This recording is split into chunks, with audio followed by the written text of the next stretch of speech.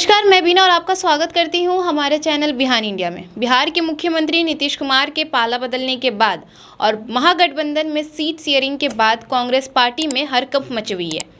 दरअसल अभी तक में कांग्रेस पार्टी के कुछ मंत्रियों, विधायकों और पार्टी के कार्यकर्ताओं ने अपना त्याग पत्र कांग्रेस को सौंप दिया है। और इसी विषय पे बात करने के लिए हमारे साथ मौजूद है बिहार कांग्रेस पार्टी के पूर्व प्रवक्ता असित नाथ तिवारी जी, और इनसे हम जानेंगे कि आखिर क्या कारण है इनका इस्तीफा देने का और किस बात को लेकर नाराजगी चल रही है कांग्रेस पार्टी के अंदर।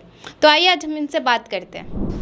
सर, बिहार में हाल ही फिलहाल में अनिल कुमार शर्मा ने इस्तीफा दे दिया है, जो कि बिहार कांग्रेस के पूर्व प्रदेश अध्यक्ष है, और आपने भी दे दिया है। तो क्या कारण है कि कांग्रेस पार्टी के अंदर इतने विधायक, मंत्री, पार्टी के कार्यकर्ता नाराज़ है और आपने इस्तीफा क्यों दिया है? देखिए, अब अनिल शर्मा जी ने क्यों दिया है इसका स्पष्ट जवाब वही देंगे। मैंने इसलिए दिया है कि हमारी पार्टी में संवादहीनता बहुत बढ़ गई है, ऊपर से नीचे तक भयंकर संवादहीनता है। आपको जान के आश्चर्य होगा कि पार्टी के जो बड़े नेता हैं वो हम लोगों से बातचीत तक करना नहीं चाहते, उनके पास हमारे लिए समय नहीं होता है। जब हमारे लिए नहीं होता है तो कार्यकर्ताओं के लिए क्या होता होगा। प्रखंड अध्यक्षों की उपेक्षा की जा रही है, जिला अध्यक्षों की उपेक्षा की जा रही है, तो फिर नीचे के कार्यकर्ताओं को कौन पूछ रहा है? कोई संवाद ही नहीं है ऊपर से नीचे तक। तो इस संवादहीनता से परेशान होकर, तंग आकर हमने पार्टी छोड़ी। मतलब संवादहीनता ये कांटेक्ट नहीं होने के कारण ही हो रहा है? हाँ, कम्युनिकेशन गैप। कोई कम्युनिकेशन ही नहीं है, किसी लेवल पर नहीं है, किसी की बात सुनी नहीं जाती, किसी से कुछ पूछा नहीं जाता। बस एक गिरोह है और वो गिरोह ही सब कुछ कर रहा है। वो हर जगह वही बात कर रहा है, हर जगह वो अपने हिसाब से फैसले करवा रहा है। सर, ऐसी खबर फैल रही है मीडिया में कि आप पश्चिम चंपारण की सीट चाहते थे, लेकिन वो सीट आपको नहीं मिली, आपके गिरवान में नहीं आई है। तो शायद यही कारण है क्या आपका इस्तीफा देने का? देखिए, चुनाव लड़ना हर राजनीतिक कार्यकर्ता चाहता है, ये कोई अपराध नहीं है। और ये सच्चाई है कि मैं चाह रहा था कि पश्चिमी चंपारण से मुझे वो मिले, लेकिन इस्तीफे की वजह ये नहीं है, क्योंकि पार्टी में आए हुए 4 साल मुझे हुए हैं और 4 साल में इतनी मजबूत दावेदारी लोकसभा सीट को लेकर मैं मानता हूँ कि बहुत उचित नहीं है कि इसके लिए पार्टी छोड़ दी जाए। ये वजह नहीं है, वजह सिर्फ ये है कि कम्युनिकेशन गैप बहुत है, संवाद ही नहीं है किसी स्तर पर, किसी का कोई बात ही नहीं करता किसी से। आप मीडिया डिपार्टमेंट के चेयर हैं ना, पवन खेड़ा जी, ज़रा पूछिए कितने वर्षों से हमारी उनकी बातचीत नहीं हुई है। मैं दिल्ली गया, दिल्ली जाके मिलने की हमने कोशिश की, उनके पास हमारे लिए समय नहीं है। रणदीप सुरजेवाला जी चेयरमैन थे, हम लोग बड़ी आसानी से मिलते थे। आज भी हम लोग दिल्ली जाते हैं, वो राज्यसभा सांसद भी हैं, बड़ी आसानी से उनसे मुलाकात हो जाती है। लेकिन मीडिया डिपार्टमेंट के चेयरमैन के पास प्रदेश प्रवक्ताओं के लिए समय नहीं है। हमारे प्रदेश अध्यक्ष हैं डॉक्टर अखिलेश प्रसाद सिंह जी, जब हमने इस्तीफा दे दिया तो उनका फ़ोन आया, उसके पहले कोई संवाद ही नहीं हो पाता है उनसे, बड़ा मुश्किल है। तो ये संवादहीनता है और इसकी वजह से परेशान होकर हमने पार्टी छोड़ी। सर, ये तो रही बात संवादहीनता, कम्युनिकेशन की, लेकिन जो अभी खबर फैल रही है कि आप पश्चिम चंपारण से सीट लड़ना चाहते थे, तो ये इस पर आपकी क्या प्रतिक्रिया? नहीं, उसमें तो मैंने स्पष्ट कर दिया कि हाँ, मेरी मंशा थी कि मैं चुनाव लड़ूं, लेकिन चूँकि पार्टी में आए हुए मुझे अभी 4 साल ही हुए हैं और एक 4 साल पुराना कार्यकर्ता लोकसभा के लिए इतनी मजबूत दावेदारी कर दे कि टिकट ना मिले तो वो छोड़ दे, ये उचित नहीं है। तो ये वजह नहीं है पार्टी छोड़ने की। पार्टी छोड़ने की मूल वजह है उपेक्षा, संवादहीनता की वजह से उपेक्षा महसूस कर रहा था, इसलिए मैंने पार्टी छोड़ दी। सम्मान बड़ी चीज़ होती है और जब आपके आत्मसम्मान को ठेस लगे तो फिर वहाँ रहना नहीं चाहिए। सर, बिहार कांग्रेस पार्टी के अंदर जितने भी मंत्री, विधायकों और पार्टी के जितने भी पदाधिकारी हैं वो इस्तीफा दे रहे हैं, तो क्या कांग्रेस पार्टी के अंदर सीट शेयरिंग के बाद नाराज़गी चल रही है? सीट शेयरिंग से पहले भी लोग इस्तीफा दे रहे थे, सीट शेयरिंग के बाद हो सकता है कुछ और नाराज़गी बढ़े, लोग इस्तीफा दें, वो अलग वजह होती है कि हमको टिकट नहीं मिला और हमने इस्तीफा दे दिया। लेकिन ये सच है कि कांग्रेस में आप ज़्यादातर प्रखंड अध्यक्षों से जाके बात कीजिए तो बहुत संतुष्ट आपको नहीं दिखेंगे, जिलाध्यक्ष आपको बहुत संतुष्ट नहीं दिखेंगे। जिलाध्यक्ष और प्रखंड अध्यक्षों से ही जब प्रदेश का संवाद नहीं है, मीडिया कम्युनिकेशन डिपार्टमेंट में मैं हूँ, मेरे मीडिया कम्युनिकेशन डिपार्टमेंट से मेरा कोई संवाद नहीं है। तो ये जो संवादहीनता है ना, निचले स्तर तक है, ऊपर से लेकर निचले स्तर तक ज़बरदस्त संवादहीनता है। कम्युनिकेशन देखिए घर में भी नहीं होगा ना, मैं किसी परिवार का सदस्य हूँ और हमारे बाबा हमसे बातचीत ना करें, हमारी माताजी भी हमसे बातचीत ना करें, पता चला कि आया तो बहन ने भी बातचीत नहीं की, कोई किसी से आपस में बतिया ही नहीं रहा है, उस घर में कितने दिन आप रह पाइएगा? ऊब जाइएगा, घर काटने दौड़ेगा। यही हुआ है मेरे साथ। ठीक है सर, एक लास्ट क्वेश्चन आपसे ये है कि सर बिहार कांग्रेस पार्टी के अंदर जितने भी विधायक, मंत्री, पदाधिकारी पार्टी के जितने भी इस्तीफ़ा दे दिए हैं और जो भी नाराज़गी चल रही है, तो क्या ये सब का जो खेल जारी है, तो क्या परफॉर्मेंस रहेगा 2024 के लोकसभा चुनाव में कांग्रेस का?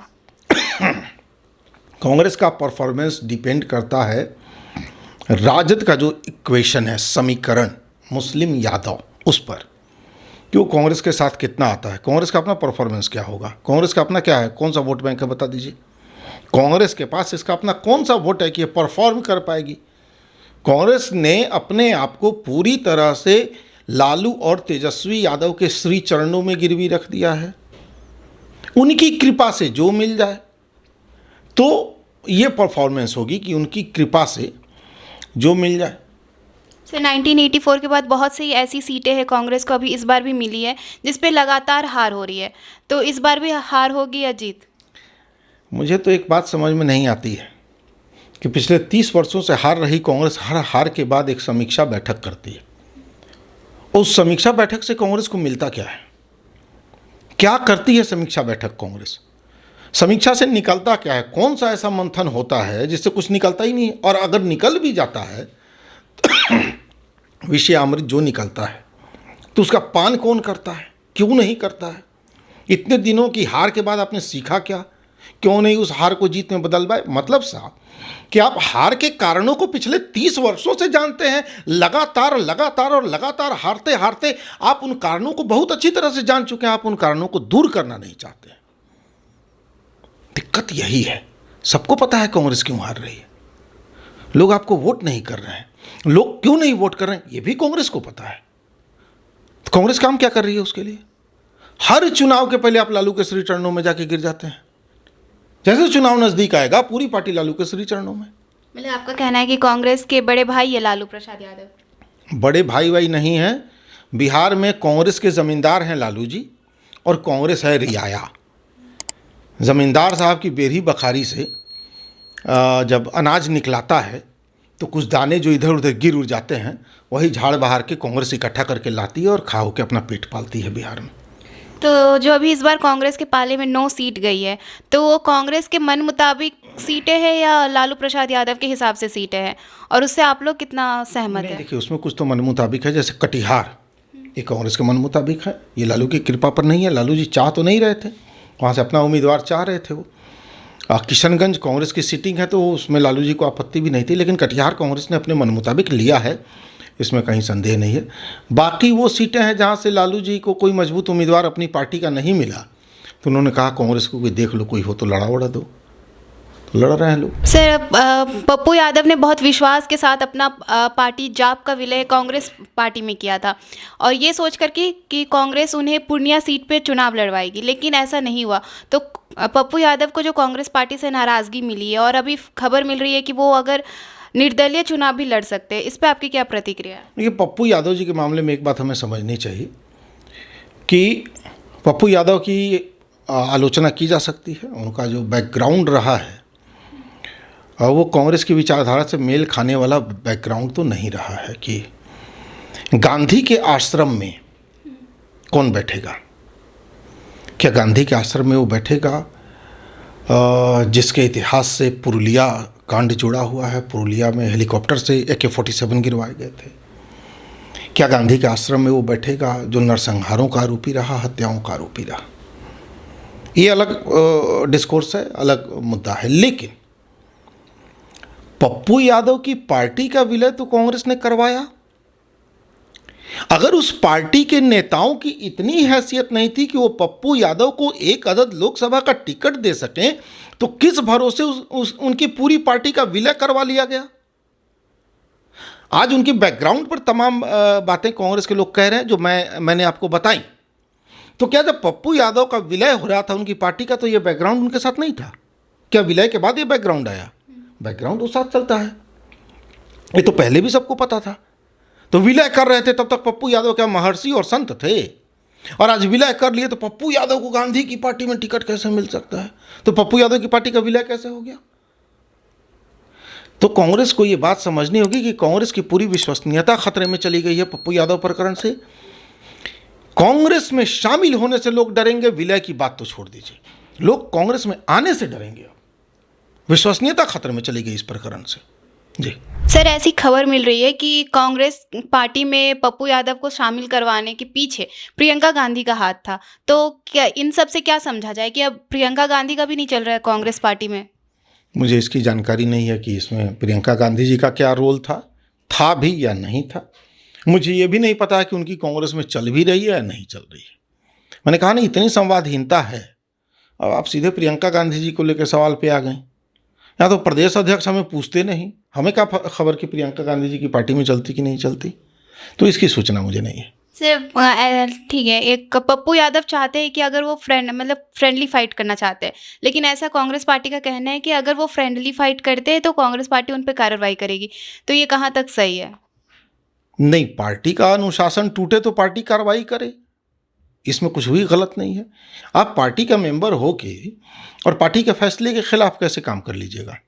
पार्टी ने अगर वहाँ से किसी को उम्मीदवार दे दिया या पार्टी का वहाँ गठबंधन है और गठबंधन का कोई उम्मीदवार आ गया और उसके खिलाफ आप चुनाव लड़ गए, तब तो पार्टी का अनुशासन टूट गया, तब तो पार्टी को पूरा अधिकार है कार्रवाई करने का। एक टेक्निकल सवाल है कि पप्पू यादव ने अपनी पार्टी का विलय किया है कांग्रेस पार्टी में, लेकिन वहां उन्होंने कहा था कि वो अपनी सदस्यता लेंगे सदाकत आश्रम पटना में, लेकिन वो आए नहीं। पप्पू यादव पार्टी के मेंबर हैं या नहीं है, क्या मामला है? आपका प्रश्न मैं समझ रहा हूं कि क्या पप्पू यादव ने पार्टी की प्राथमिक सदस्यता ली है या नहीं, सदस्यता की जो एक पर्ची होती है। बड़ा तकनीकी प्रश्न है और आपके दर्शकों को मैं तकनीकी प्रश्न का बहुत ही सटीक जवाब दे दूं कि आगे से कन्फ्यूज़न ना हो। कोई भी आदमी जब किसी पार्टी में शामिल होता है या अपनी पार्टी का विलय करता है, उस समय तत्क्षण सार्वजनिक मंच पर वो करता है या मीडिया के सामने करता है, कहीं करता है, तो ये ज़रूरी नहीं है कि सदस्यता की रसीद वहाँ हो और सदस्यता की रसीद उसे थमा दी जाए। सार्वजनिक जीवन जीने वाला आदमी सार्वजनिक मंच पर अगर ये घोषणा कर देता है कि मैं आज से फलां पार्टी का सदस्य, तो उसे उसी क्षण सदस्य मान लिया जाता है। बाकी तकनीकी कार्रवाई बाद में पूरी की जाती है। जी बहुत बहुत धन्यवाद सर हमारे चैनल में जुड़ने के लिए। ऐसे ही तमाम खबरों के लिए बने रहिए बिहान इंडिया के साथ। धन्यवाद। और अगर आपको हमारा वीडियो पसंद आया हो तो हमारे चैनल को सब्सक्राइब, लाइक, कमेंट, शेयर करना ना भूलें और बेल आइकन दबाना भी ना भूलें। हमारे चैनल को फेसबुक, एक्स और इंस्टाग्राम पर भी जरूर फॉलो कर लें और अपना फुल सपोर्ट दें।